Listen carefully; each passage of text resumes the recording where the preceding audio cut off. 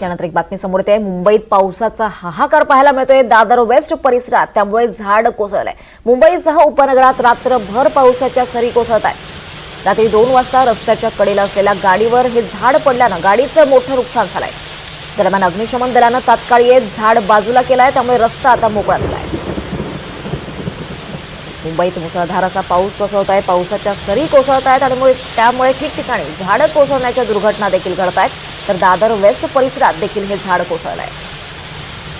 मुंबईसह उपनगरात रात्रीपासूनच पावसाच्या सरी कोसळत आहेत. रात्री 2 वाजता या गाडीवर हे झाड पडलं, त्यामुळे गाडीचं मोठ्या प्रमाणात नुकसान झालंय. दरम्यान तात्काळ अग्निशमन दल तिथे पोहोचलं आणि त्यांनी झाड बाजूला केलंय, त्यामुळे रस्ता सध्या मोकळा झालाय. पाऊस कोसळल्यानं झाडं कोसळण्याच्या दुर्घटना अशा घडतात.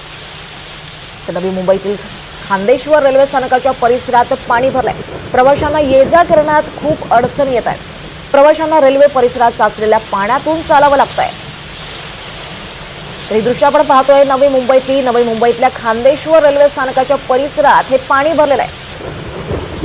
त्यामुळे नागरिकांची चांगलीच तारांबळ उडाली आहे. प्रवाशांना ये-जा करण्यासाठी मोठ्या प्रमाणात अडचणी येत आहे. ही दृश्य आपण पाहतोय. अतिशय मोठ्या प्रमाणात इथे पाणी साचलंय.